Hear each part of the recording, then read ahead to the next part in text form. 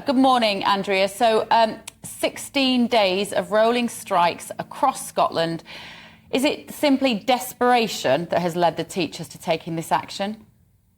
I think not so much desperation as frustration that months of negotiations have been largely unfruitful. The teachers' pay claim was lodged almost 351 days ago. So the Scottish Government and local authority employers in Scotland have had a very long time to consider it and to respond, as we would think, appropriately. And sadly, they haven't done that. And that has meant that we've got, once again today, this is day 7 of that 16-day rolling programme of strike action. We've got teachers on picket lines and at local rallies rather than in classrooms where they would much rather be, being paid fairly for the work that they do, the very important work that they do.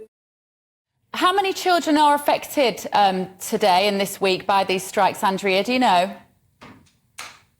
I don't know the exact number of children, but they are 2 local authorities, so we're talking in the thousands of children.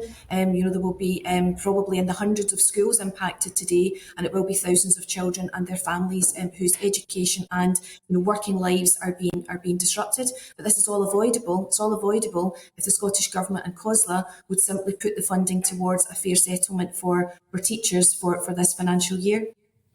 People will say, of course, that children have been through so much in the last 2.5 years. We've got educational attainment for some cohorts, which will never be clawed back, regardless of extra hours in the classroom. And now the teachers are depriving these children of this education that they need. Surely they have a duty of care to these kids.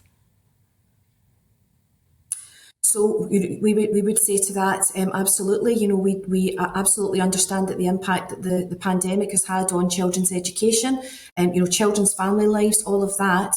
But the responsibility for the closure of schools that we're seeing as a result of strike action rests with the Scottish Government and COSLA. They have the power and the means to resolve this dispute, and as yet they simply have chosen not to do that. So the responsibility for the disruption rests firmly with them. We have been negotiating for months over this. We have been round the table, but unfortunately, as yet, those discussions have not brought forth the kind of settlement that would be acceptable to teachers in Scotland, and that's unanimous across all of the teacher trade unions. How far apart are you, Andrea, in terms of reaching a resolution? So I would say quite far apart, because the Scottish Government and COSLA have not moved on their 5% offer for almost 5 months now.